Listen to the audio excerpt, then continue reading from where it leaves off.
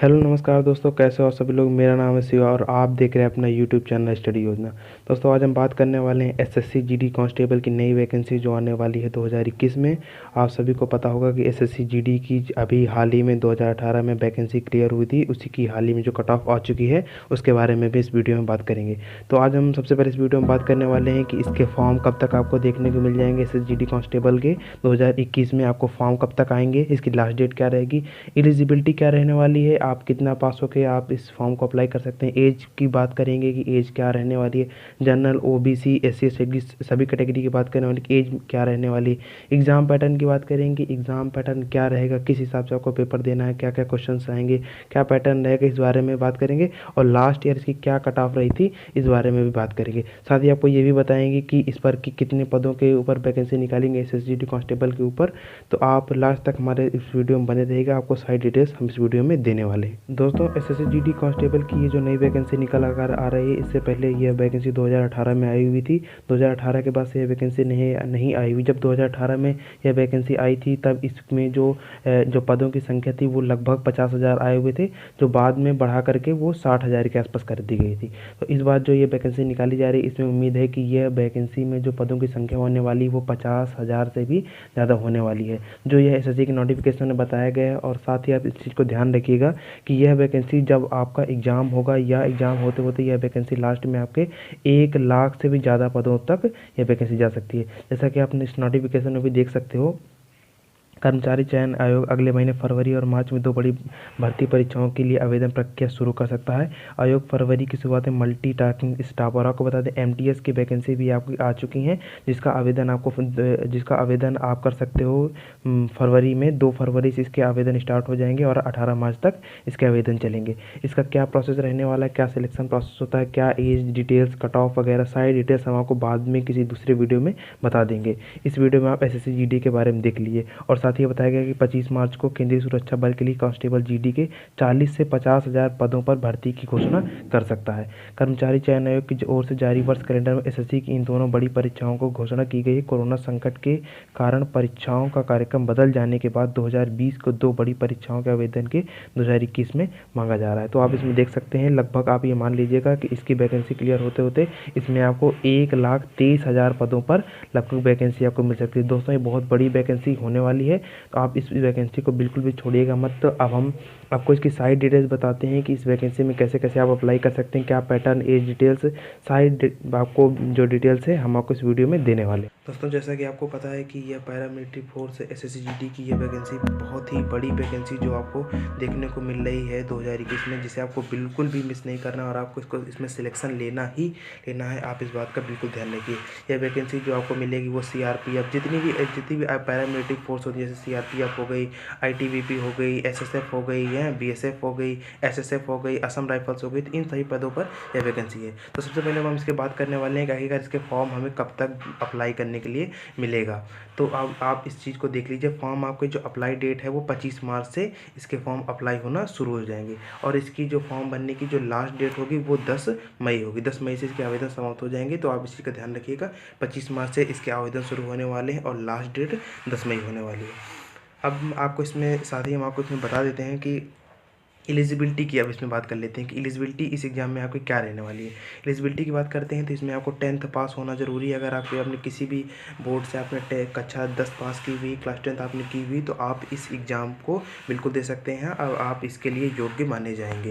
Eligibility की बात करते हैं तो इसके बाद आगे बात करते हैं एज की, कि सर एज क्या रहने वाली। एज में बहुत सारे लड़कों को कन्फ्यूज़न रहता है कि इसकी एज क्या रहेगी, क्या हमें रिलैक्सेशन मिलेगा, क्या है। तो पैटर्न आपको बता देते हैं। सबसे पहले एज में हम बात कर लेते हैं जनरल कैटेगरी की जनरल कैटेगरी की एज इसमें क्या ली जाती है। औसतन एज जो यही रहती है 18 से 23 साल।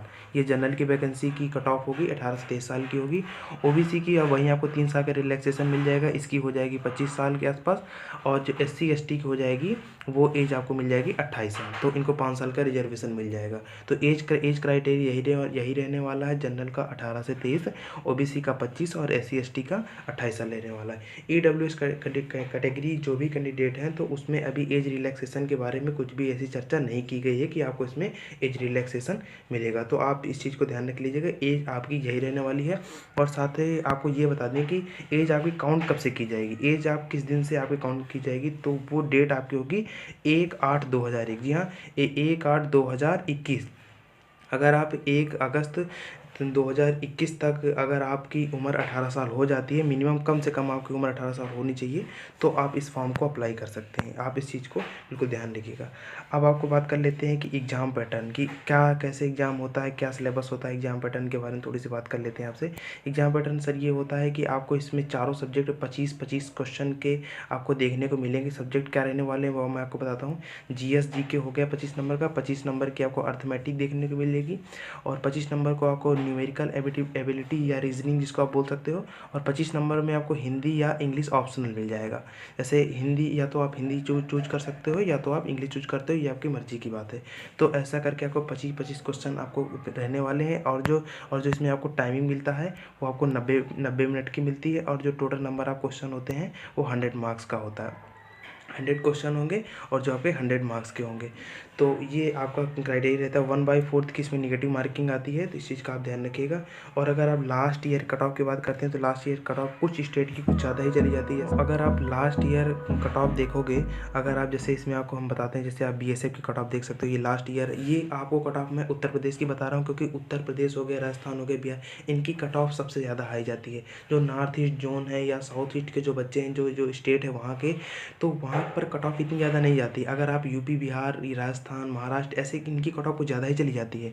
तो अगर आप इसमें देखोगे, अगर ये उत्तर प्रदेश के बारे में मैं इसमें आपको बता रहा हूँ, फाइनल कट ऑफ जो एसएससी जीडी की जो फाइनल कट ऑफ 2018 बैच की आई हुई थी, उसमें बीएसएफ में आपकी जो कट ऑफ देखने को मिली थी वो जनरल कैटेगरी में 83 थी, और ओबीसी कैटेगरी में 82 के आसपास थी, और एससी की आप देख सकते हो 75 थी। और अगर सीएसए में बात करोगे तो 87 जनरल की थी, और अगर ओबीसी की देखोगे तो आप 86 के आसपास थी। जनरल की सीआरपीएफ की बात करोगे तो 84 थी, और ओबीसी की 82 थी। एसएसबी में आप देख सकते हो जनरल की 84 और ओबीसी की 82 है। अगर आप आगे इसी तरह आगे देखोगे तो अगर आप आईटीबीपी की देख सकते हो, आईटीबीपी की जनरली कट ऑफ थी 83, और वहीं ओबीसी की हो जाती है 82। जनरल की असम राइफल्स की हो जाती है 83, और ओबीसी कैटेगरी की हो जाती है 82। तो आप ये पूरी डिटेल से आप इसमें देख सकते हो कि किस हिसाब से कट ऑफ जाती है। अगर आप यहाँ पर देखोगे कि एनआईए और जो एसएसएफ की जो कट ऑफ गई वो कुछ ज़्यादा ही गई है। अगर एसएसएफ की आप कट ऑफ देखोगे तो जनरल की 90 गई हुई है, और एनआईए की गई हुई 98। वही हाल यहाँ ओबीसी के। ओबीसी और जनरल में कुछ ज़्यादा का फ़र्क नहीं है, आपको सिर्फ 1 या 2 नंबर का ही डिफरेंस देखने को मिलेगा। हाँ, एससी कैटेगरी में आपको ज़्यादा का अंतर देखने को मिल सकता है। ये कैटेगरी मैंने आपको यूपी एमपी आप मान लीजिएगा, यूपी बिहार राजस्थान की कैटेगरी कुछ ज़्यादा ही जाती है। यहाँ पर की जो कट ऑफ है आप हाई चली जाती है, हर बार का यही रहता है। लेकिन अगर आप नॉर्थ ईस्ट जोन या साउथ ईस्ट जोन के हैं तो भी आप बिल्कुल डरने की ज़रूरत नहीं है। वहाँ पर की तो वैकेंसी की जो कट ऑफ थी वो 35 और 40 पर जाकर भी लगी है, तो वहाँ पर बच्चे बहुत आसानी से सिलेक्ट हो जाते हैं। तो आपको घबराना नहीं है। अगर आप 100 में से आप ये मान लीजिए आप 70 क्वेश्चन भी अटेम्प्ट कर पा रहे हैं, तो इसमें नॉर्मलाइजेशन का बहुत बड़ा रोल होता है। नॉर्मलाइजेशन आपको मिलता है, नॉर्मलाइजेशन के लड़कों के 10 से 15 मार्क्स आराम से बढ़ जाते हैं। बस आपको ये ध्यान रखना है कि आपकी एक्यूरेसी गड़बड़ नहीं होनी है। अगर आप 70 क्वेश्चन, अगर आप 75-80 क्वेश्चन अटेम्प्ट कर रहे हैं तो आप उतने ही क्वेश्चन करो जितने आपको आते हैं। आपको एक्यूरेसी पर सबसे ज़्यादा जोर देना है। एक्यूरेसी आपके नहीं बिगड़नी चाहिए, आपको एक्यूरेसी कम से कम आपको 90% देनी चाहिए, तो आपको नॉर्मलाइजेशन का फ़ायदा मिलेगा और आप भी बिल्कुल आप मेरिट पे सिलेक्ट हो जाओगे। इस चीज़ का आपको सबसे ज़्यादा ध्यान रखना है। तो जाते जाते आपसे लास्ट में ये बात कर लेते हैं कि आपको इसकी पोस्ट प्रेफरेंस कैसे देनी है, क्योंकि जब आप फॉर्म भरेंगे तो इसमें आपसे पोस्ट प्रेफरेंस मांगी जाएगी, क्योंकि ये एक पैरामिलिट्री जॉब होती है जिसमें आपको इसमें पोस्ट प्रेफरेंस मांगा जाता है, और इसका बहुत बड़ा रोल होगा आपके फॉर्म अदा करते समय। क्योंकि जब आप इसका आवेदन करोगे आपसे पोस्ट प्रेफरेंस मांगा जाएगा, इसको आपको बहुत ही सोच समझ कर भरना है, क्योंकि लड़के इसमें गलती कर देते हैं और होता क्या है, उनके नंबर तो अच्छे आ जाते हैं लेकिन जैसी पोस्ट वो चाहते हैं वो पोस्ट उन्हें नहीं मिल पाती है। तो आप इस चीज़ का ध्यान रखिएगा। आपको जो सबसे अच्छी, जो एसएससी जीडी कांस्टेबल के अंदर सबसे अच्छी पोस्ट मानी जाती है वो आपको एनआई की मानी जाती है। एनआई की कट ऑफ भी ज़्यादा जाती है, लेकिन आपको टेंशन लेने की ज़रूरत नहीं है, क्योंकि अगर आपके मार्क्स एनआईए से कम है तो आपको नीचे की जो पोस्ट है वो दे दी जाएगी। ऐसा नहीं है कि आपके अगर नंबर एनआईए पे नहीं है तो आपको वहाँ से हटा दिया जाएगा, लेकिन आपकी जो पोस्ट प्रेफरेंस होनी चाहिए वो इसी तरीके की होनी चाहिए। और मैं अब आपको बताता हूँ कि आपको पोस्ट प्रेफरेंस किस तरीके से बननी है। सबसे पहली पोस्ट जो आपको एनआई की लेनी है, दूसरी आपको एसएसएफ की लेनी है, और तीसरी जो पोस्ट प्रेफरेंस आप डालोगे वो सीआईएसएफ की लेनी है, चौथी आपकी पोस्ट प्रेफरेंस जो होनी चाहिए वो एसएसबी की होनी चाहिए, 5वीं आपको बीएसएफ की होनी चाहिए। ये 5 आपको मस्ट आपको इसी तरीके से भरनी है, क्योंकि अगर आप किसी की चाहत होती है कि हम सीआरपीएफ जॉइन करेंगे, हम आईटीबीपी जॉइन करेंगे, तो आप बिल्कुल कर सकते हो। लेकिन अगर आप अकॉर्डिंग टू मार्क्स देखोगे तो आपको इस हिसाब से अगर अपन पोस्ट ग्रेजुएशन चूज करते हो तो आपको बहुत सारा फ़ायदा होने वाला है। तो इस चीज़ को आप ध्यान रखिएगा। दोस्तों, इसका एग्ज़ाम बहुत ही अब नज़दीक होने वाला है, क्योंकि आप अगस्त में है, 4 से 6 महीने आपको एग्ज़ाम के लिए मिलने वाले हैं। आप अच्छे से तैयारी कीजिएगा, क्योंकि वैकेंसी जिस हिसाब से आए के हिसाब से कट ऑफ भी इसकी बढ़ के ही जाती है, खास करके यूपी, बिहार, राजस्थान, मध्य प्रदेश, इन लड़कों को आपको बहुत ही ज़्यादा ध्यान देना है, क्योंकि कट ऑफ इसकी ज़्यादा होती है। इस चैनल पर हम आपको सारी इन्फॉर्मेशन देते रहेंगे, जो भी इसकी अपडेट होगी, क्या अगर आगे इसमें कोई वैकेंसी ऐड होती है या कुछ भी होता है, तो वो सारी इन्फॉर्मेशन हम आपको अपने इस चैनल के जरिए आपको देते रहेंगे। तो अगर आपको जाते जाते वीडियो अच्छी लगे तो वीडियो को लाइक कर देना, हमारे चैनल को सब्सक्राइब कर देना, और आगे भी ऐसी इन्फॉर्मेटिव चीज़ों के लिए और जो भी वैकेंसी गवर्नमेंट जॉब से रिलेटेड है, उन सारी इन्फॉर्मेशन हम आपको इस चैनल पर देते रहेंगे।